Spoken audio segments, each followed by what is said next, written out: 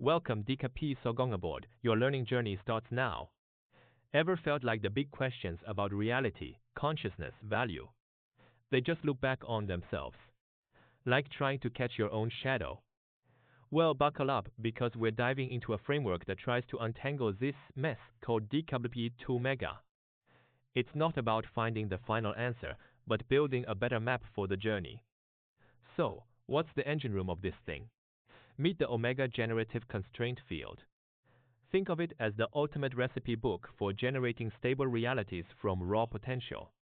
We've got symbols like X for possibility, delta for making distinctions, T for transformation, C for constraints, and so on. It's a complex dance, but the core idea is simple. How do you get from just maybe to something solid and recognizable? This field maps out the steps from initial possibilities through transformations, constraints, and stable closures, while also tracking memory, observers, and value. It's about creating order from chaos, but with built-in feedback loops for revision. No magic substances here, just rules of the game. Now, why do these ultimate questions feel so sticky?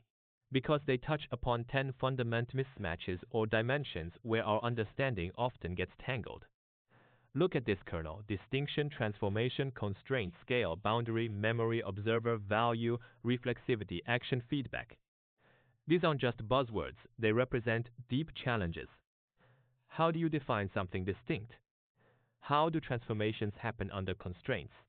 How does memory shape identity? How does the observer affect the observed? How do we assign value?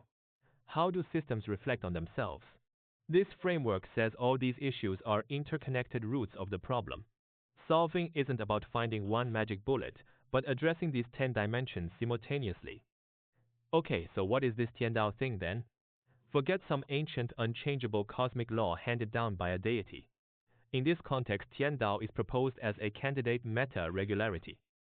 Think of it as the underlying operating system for generating diverse, stable, and evolving worlds. It's not a personal ruler dictating morality or purpose. Instead, it's a set of principles that allows for distinguishable possibilities, stable structures, memory, learning, and openness.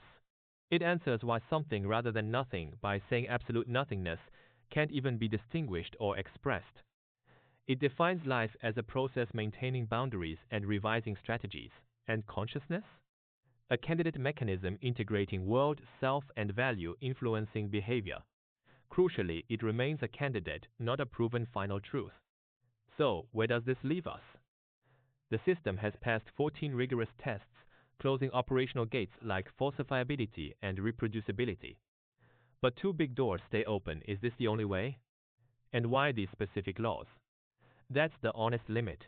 The roadmap ahead involves running more experiments, encoding real-world cases, and pushing deeper into those open questions. The key takeaway? It's a powerful tool for exploring the unknown, mapping the landscape of ultimate problems, and returning insights in a structured way, without pretending to have all the answers. The quest continues.